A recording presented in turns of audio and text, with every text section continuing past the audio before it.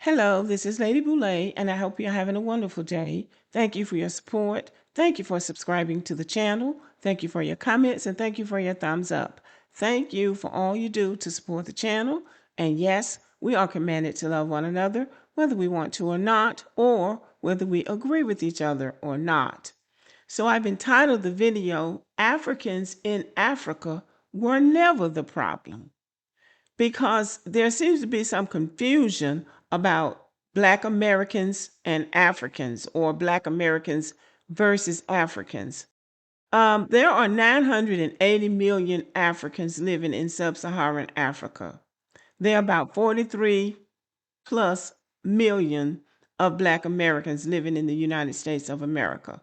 So there's no way that Black Americans can have a full understanding of 980 million people.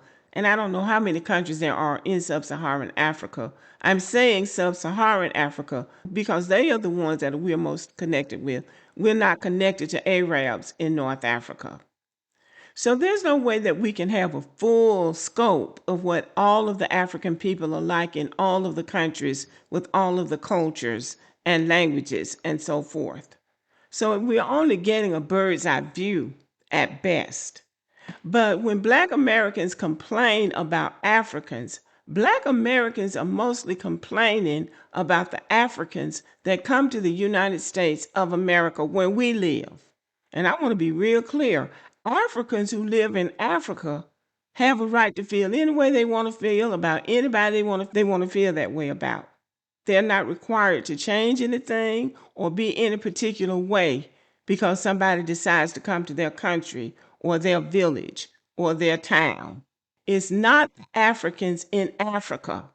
It's the Africans that come to the United States of America with a particular kind of attitude. And Black Americans are not making this up. They're all over social media running their mouth. And it's also Africans and Caribbeans in the UK running their mouth about Black Americans, and they don't have a clue about what they're talking about. They became so annoying back in the fall that Black Americans went on a blocking spree on social media, blocking everyone that came up on their page. That's how irritating they became. So Black Americans are not making this up. Now, again, we're not necessarily talking about Africans in Africa, even though some of them might get in on it. But we're concerned about the ones who come to the United States interfering in our business. That's where the problem is. Is it all of them? No, it's not all of them, but it's enough of them doing it for it to be a problem. So it's not the Africans in Africa. Black people are not complaining about the Africans in Africa. So the Black American content creator, Darren Jason Watkins Jr., who goes by the name IShowSpeed, is touring Africa. He's a celebrity streamer and he goes around the world doing these stunts. He's very athletic, so he's racing and boxing and doing all sorts of things. But he's in Africa and he's seeing a side of Africa that surprised him because he hadn't been to Africa before. And naturally, as a celebrity, as a Black American celebrity, he's treated very well. He's welcomed by the people and they are showing him a good time, and he's seeing a part of the continent. He visited 10 or 12 countries, and in all of them, he seemed to have a very good time. He was curious about the landscape, the people, the cultures, and he blended really well with the people, and they blended very well with him. Now, what's interesting is that he was in Asia. He toured Asia. He was not as warmly received. They were shouting racial slurs. Same thing in Europe. He was not as well received. They did what uncivilized people do. We have come to see some people in the world just aren't civilized. But when he got to Africa, he was very well received.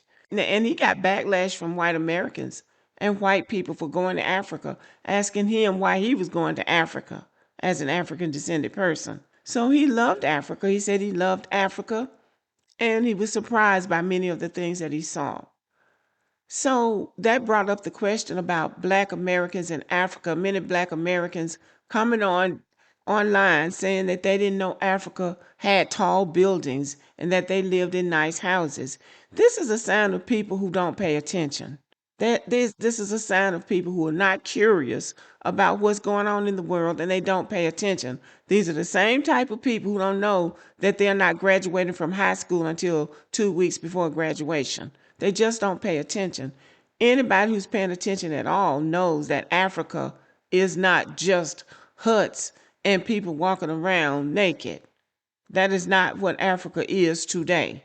And if you wanted to know that, you would know that.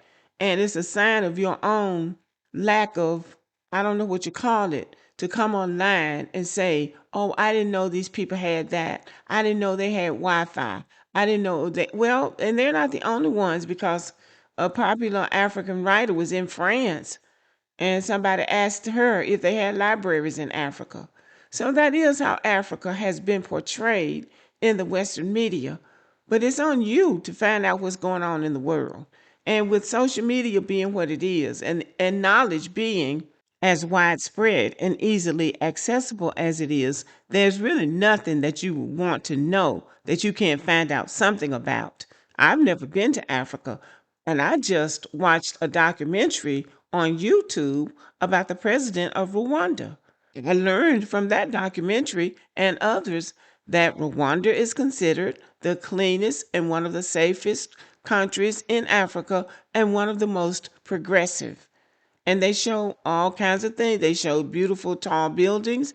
They show government buildings. They show that Rwanda has about a 50% women workforce. The president has confidence in women. You can learn all sorts of things on TV. You don't even have to leave home to learn some things. And people don't know anything because they're not curious.